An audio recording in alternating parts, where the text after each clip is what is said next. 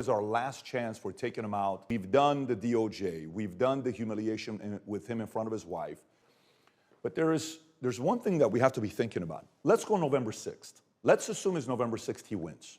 Americans are casting their votes in the race for the next president, with the Vice President Kamala Harris and the former President Donald Trump, each aiming to secure at least 270 votes to claim the victory. See, key battlegrounds are Arizona, Georgia, Michigan, Nevada, North Carolina, Pennsylvania, among others, are expected to play the most important roles in determining this outcome. See, in Arizona, an individual who previously supported Joe Biden and Kamala Harris in the last election, 2020 election, revealed he prioritized the economy when voting for Donald Trump this time. I voted Democrats for the past 4 years, but I've been really disappointed in the administration and how things have really turned out, he explained, sharing that he lost his job in the mortgage industry during this period. See, an example of how people can change their minds based on what benefits and their families, he added, saying he no longer sees the current administration as beneficial for his family's needs. Another Trump voter mentioned she has been undecided throughout much of the election season, though she's satisfied with the Trump's previous term. She weighed factors like abortion, Trump's felony conviction in her decision. She also expressed hope that Trump would accept the election results if he doesn't win, noting with Trump, it's often like, if I don't get my way, then everything was rigged and I was wronged.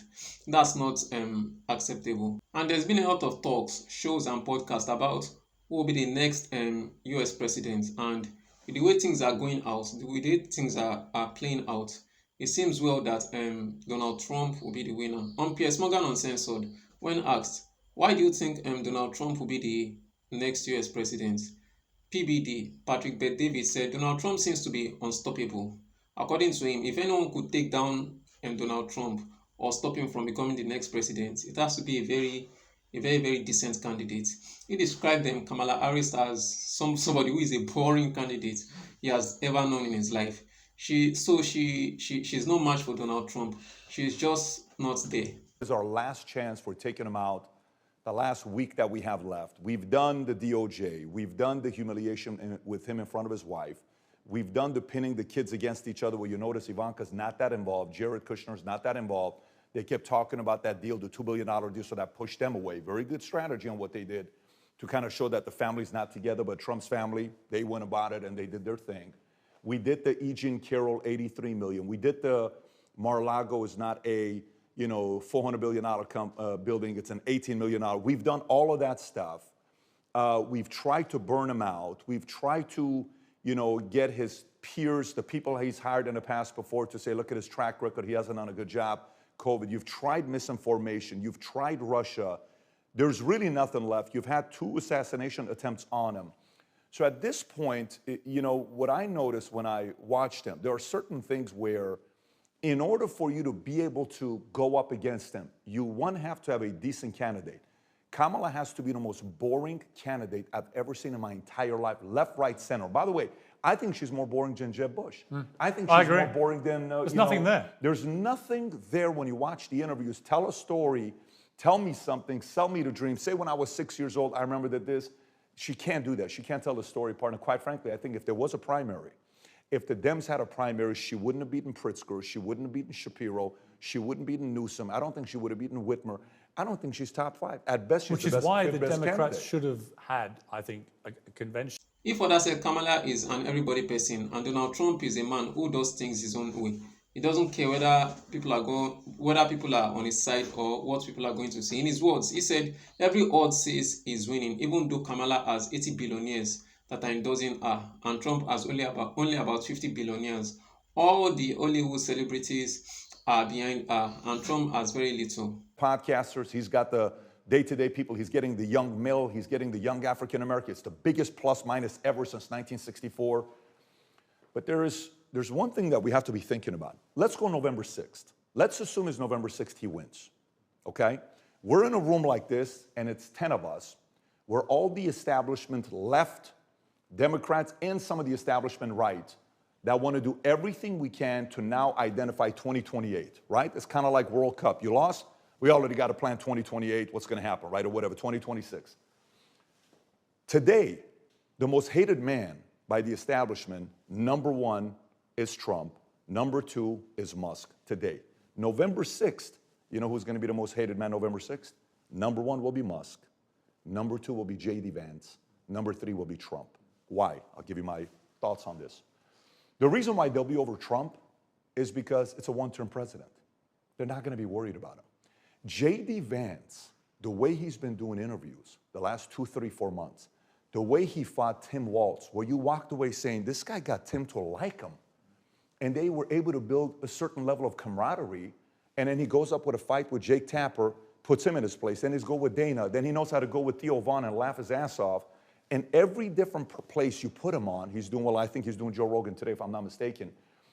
They're going to try to do the following, and this is what's going to hurt. Let's say you're J.D. Vance. I'm mainstream media, CNN, whoever it is, and J.D.'s doing an interview. Hey, J.D., how do you feel about the fact that everybody now is saying that you're the president and you are telling President Trump what to do? You're not the vice president. Why are they going to do that? If they do that and it triggers something with Trump and there's the split, they win. That is the deception game that's going to be played to try to pin those guys together.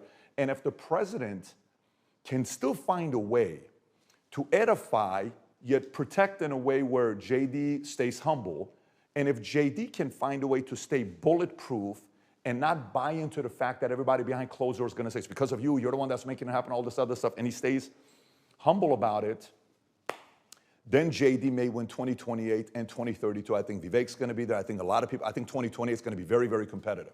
But I think that's the way you divide them.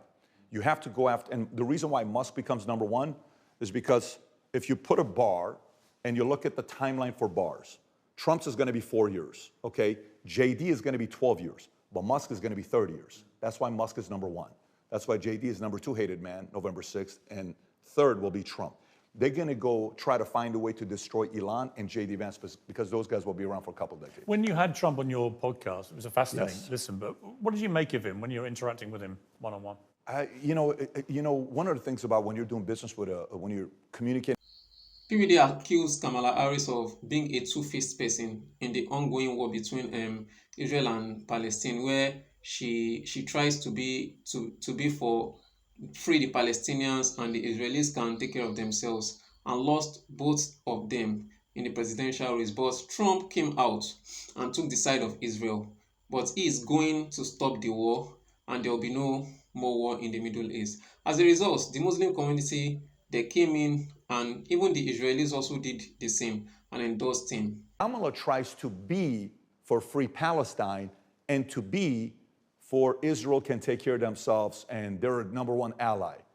Who did she lose? Both of them. Trump comes out and says, no. Here's what we're doing. I am for Israel. I am for Bibi. And guess what? I am for stopping war, and I don't want to see war in the Middle East. To the point where Muslim leaders in Michigan come and endorse him. How do you sit there and say, I'm for Bibi and Israel and peace in the Middle East, and I want to stop all the wars, and you get Jew voters, Bill Ackman that converts and goes to, and a bunch of other Jews that are coming for you, and you get Muslim. Do you realize how weird of a thing that is to get Muslim voters that are now more for Trump than they were 4 years ago, and getting more Jews that are for Trump than they were 4 years ago? Isn't it supposedly Democrats that get the Jew vote and a Muslim vote? Most Muslims vote Democrat. Most Jews vote Democrat. They're now leaving, and blacks are leaving. Aren't Democrats the political party that owns the black vote? They own the black vote. I do think one of the most fascinating parts of this election is Trump. Even though people accuse Trump of being a racist, he has done a lot of work in getting the support of the Latina and the black community. So the US elections this year is very, very intriguing. And until the result comes out, well, let's wait and see.